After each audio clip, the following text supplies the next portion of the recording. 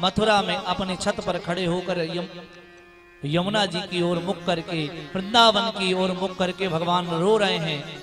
उसी समय उद्धव जी का आगमन हुआ। ये बड़े ज्ञानी हैं उद्धव जी। उद्धव जी बड़े ज्ञानी हैं। उद्धव जी ने जैसे ही देखा, कहा महाराज आप क्यों रो रहे हो? उद्धव जी बड़े ज्ञानी हैं लेकिन प्रेमी नहीं हैं।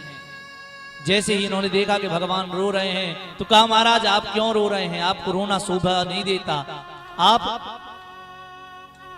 आप क्यों रो रहे हैं? तब भगवान ने कहा कि देखो आज मुझे उन गोप ग्वालिनों की याद आ रही है, वृंदावन की याद आ रही है, और उन गोप ग्वालों के प्रेम को देख करके मैं रो रहा हूं। उद्धव जी ने कहा महाराज आप राजा हैं और राजा को रोना शोभा नहीं देता है, और आप उन ग्वालों के विषय में सोच कर रो रहे हो। महाराज आप उन गोपियों को सोच कर रो रहे हो।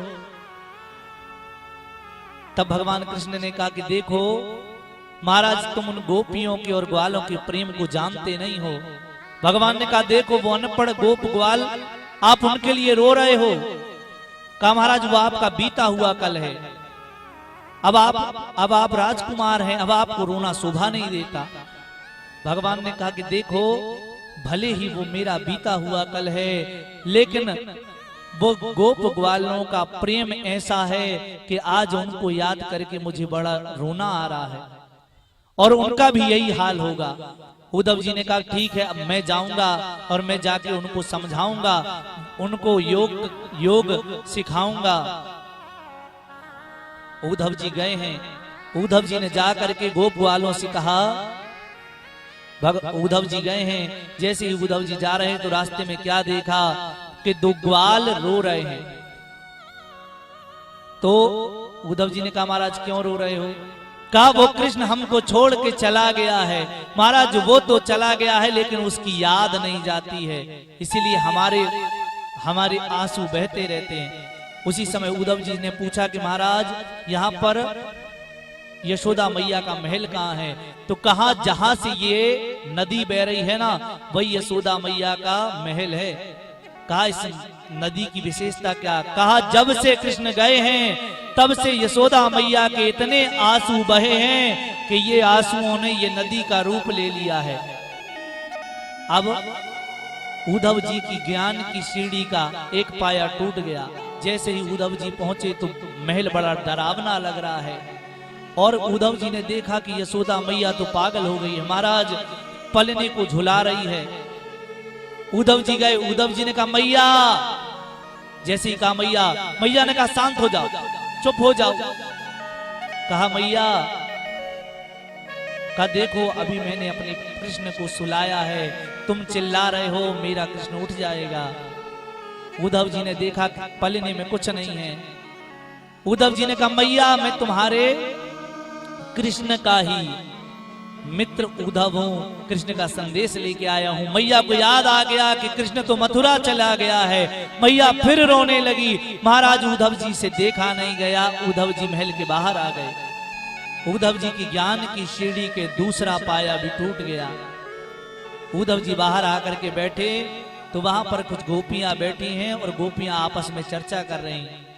गोपी ने कहा कि आज कृष्ण मेरे सपने में आया और कृष्ण ने मुझसे ढेर सारी बातें की। दूसरी गोपी ने कहा हाँ आज कृष्ण मेरे सपने में आया, मेरा माखन चुरा करके कृष्ण ने खा लिया।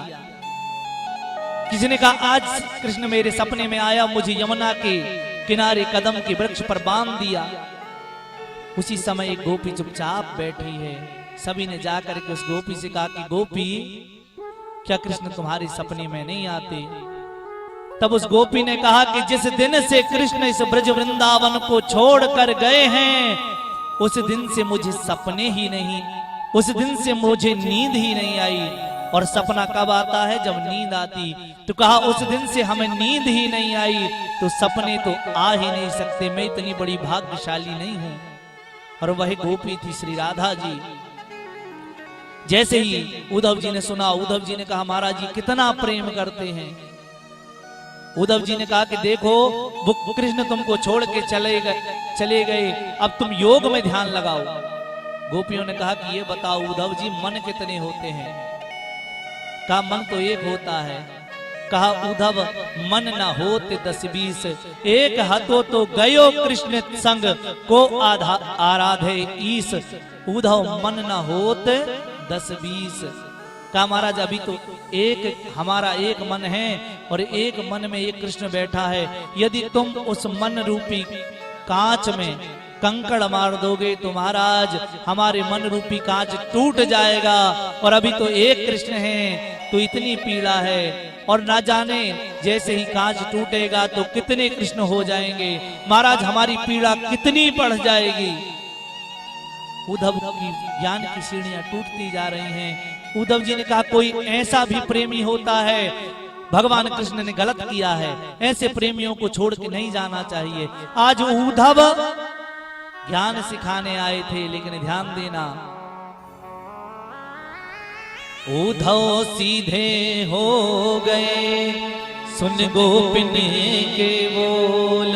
प्रेम ज्ञान बजाई डुगडुगी और प्रेम बजायो ढोल।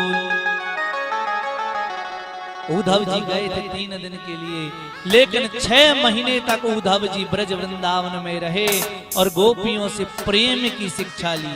महाराज ये प्रेम की मूर्ति है गोपियां।